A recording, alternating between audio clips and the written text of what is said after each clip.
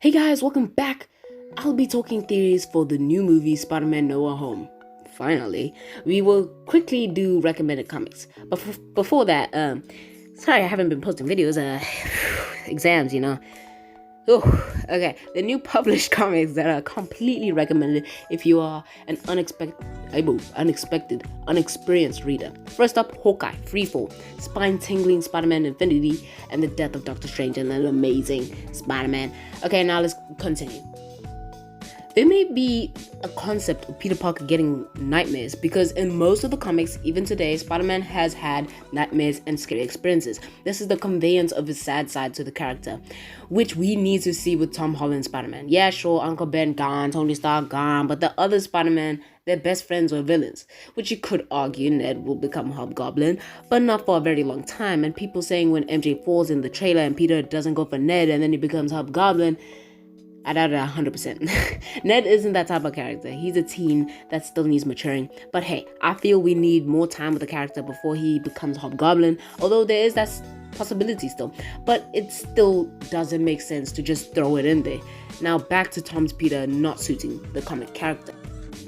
If you watch all the movies, you'll see that most of them are not that sad or dark. Yes, Peter's girlfriend's dad was the Vulture back in Homecoming, and yes, he was tricked and very depressed about Tony back in Far From Home, but I don't know, you guys, I don't see Peter in that. I really don't see Peter Parker in that. We really need him to suffer, which is why I also think Happy Hogan will die in No Way Home.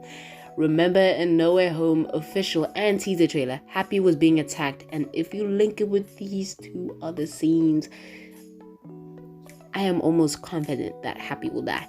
Now, Tom's Spidey compared to the others, well, Toby's Peter has a situation with his relationship with Mary Jane.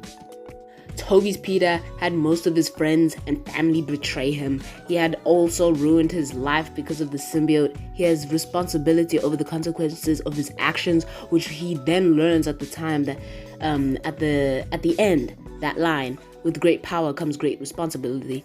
Andrew's Peter had lost his best friend and his girlfriend Gwen Stacy. He had also learned that great power comes with great responsibility because in the film, the first film, he almost acted like his job as Spider-Man was just a game, but then he learns from his breakup, father issues, and his consequences what it means to be Spider-Man. I mean, in the deleted scene for The Amazing Spider-Man 2, it hit different. His father came back to him, and you cannot lie, this was very touching. With Tom Holland's Spider-Man, we don't see how he learns what it means to be Spider-Man. We don't see him suffer as much with his consequences as the rest did. If we had dived deeper into his backstory and seen him suffer even more in No Way Home, which we already are seeing, then we can really say he fits the character. Which is why I suggested Happy dying in Nightmares. Nightmares can be a big role to play in the MCU. They normally signify torture or mind control with magic. For example, Age of Ultron, Wanda controlling Tony's mind with horrific nightmares, and WandaVision, Wanda putting Agatha under a spell, which, by the way, I want to see more of her in the new series, Agatha House of Harkness. In No Way Home, we are suspicious of Doctor Strange from the first trailer. We think it's either Wanda or Mephisto, which I'll dive deeper into later. But what if Wanda is controlling Peter's mind to ask Doctor Strange to cast the spell and then mess it up on purpose?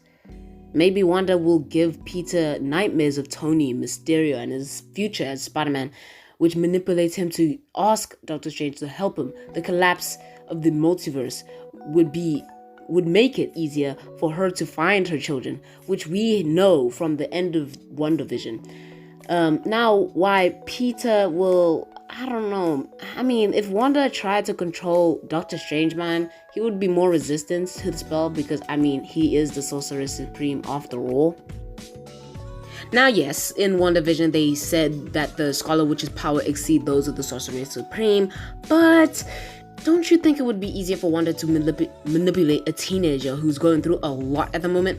And it also looks to be strange and Spider-Man are having a friendly relationship like they have in the comics. So Strange may have felt bad for him because they have drawn closer, and that is why Strange probably cast a spell, and why Wanda manipulated Peter to go Strange, because they have a relationship with each other. They've drawn closer to each other.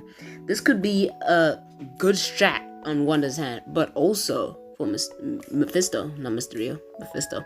I always get confused between the two, but as he is most likely controlling Wanda to collapse the multiverse so he can break free, and probably why he could control Wanda instead of just going straight to Strange is because, well, her children are the crystals of Mephisto, which we probably think because of the comics, right?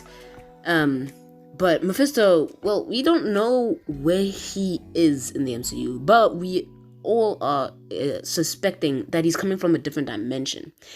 But he could break free into the multiverse, okay, and take over. He can break free into the chaos and take over. I don't know what he will probably take over, but like, that's how he probably will do it, because if boundaries are collapsing, whatnot, space-time reality, he'll be able to escape, right? So, yeah. Let me know what you thought about my theories and opinions. This is, by the way, the first part to this theory, and I'll be explaining the second part in another video. We'll talk about what it is to be Spider-Man, my multiversal war theory, back in Eternals breakdown video, and more. So stay tuned. Thank you for watching, and see ya.